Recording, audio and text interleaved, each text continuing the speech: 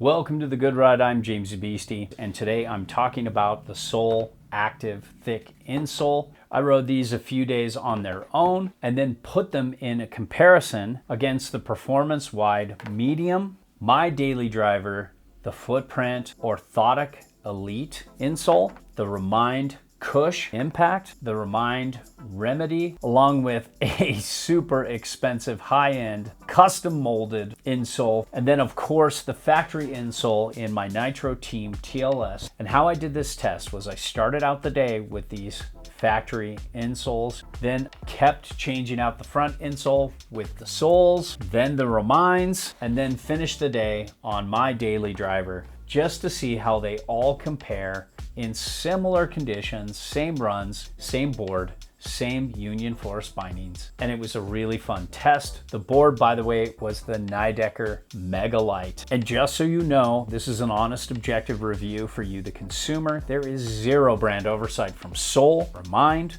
or from Footprint. These reviews are entirely my own. They have no say in what I say. Obviously, I can't send these back because nobody wants to put a foot on top of another foot. We do have a sponsor though, and that's Blower Board Shop. They're a family-run business with a large online presence that's been selling to snowboarders longer than most resorts have been allowing snowboarders. They have excellent customer support, fast shipping, and competitive prices. So if you want to support honest, objective content like this and one hell of a good snowboard shop, click through our links to Blower Board Shop and buy something. It would be greatly appreciated. So when it comes to sizing, they're one size apart, not a half size apart like Remind and Footprint. These come in 9, 10, etc. So if you're a 9.5, buy a 10 and cut it down. I bought a 9 and I had to cut it down. It's not the easiest to cut down for me, even with sharp scissors, but it's doable.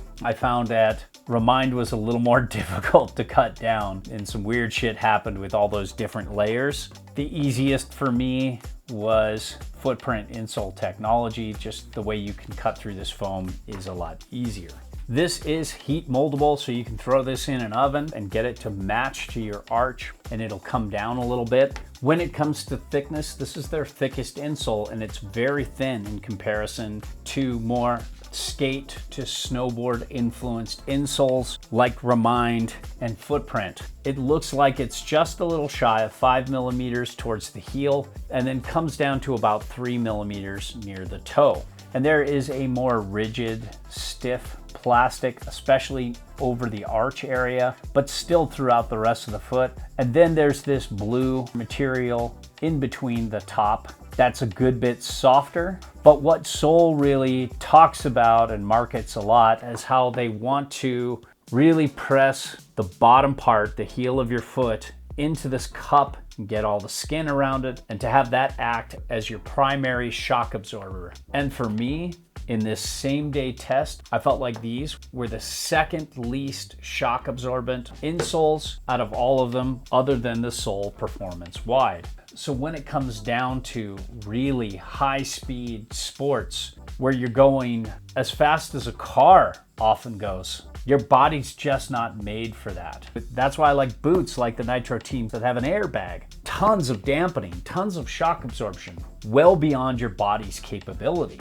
And that's why I like insoles like the Footprint King Foam Orthotic Elite and the Footprint Game Changers, even the Remind Cush, that give you so much more shock absorption. They're bundling up your heel into a cup too to allow that skin and fatty tissue, whatever's underneath those bones, to line up in this heel cup too, especially so with the Fluid X and a lot of newer Footprint insole technology insoles. They're doing that too. But then on top of that, they're creating this amazing shock absorption technology that not only helps with bad landings, but absorbs chatter and dampness that these didn't really do that good of a job. And even the factory insole I felt had better shock absorption than these. While these did have better arch support, and I felt like they did improve the response, the edge-to-edge transitioning a little bit better. That was all they really did, where Footprint and Remind did the same thing, but with more shock absorption, more dampness, more chatter absorption. Footprint first,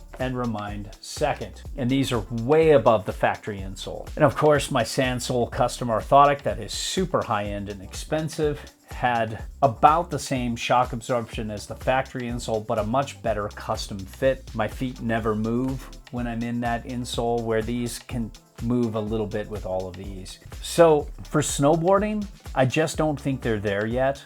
And I don't subscribe to getting the skin and fatty tissue in the heel into this cup to be the cure-all. It's just not for me personally. And I don't think these are good snowboard insoles. They are made for other things. I really do like their shoe though. It's not really something I review on the Good Ride, but look at all this shock absorption, and the way this conformed to my foot feels so good. And it has a nice, soft, cushy, cork top insole. I wish they would take something like this midsole and apply it to the insoles here to give us better shock absorption. These are amazing casual shoes and they breathe really easy. So I wish they'd do that in the insole, because right now as it stands, there's only 2 brands really paying attention to what snowboarders need, and that's Footprint Insole Technology. I think they're number 1, then Remind. So if you're looking for snowboard insoles, these probably aren't it.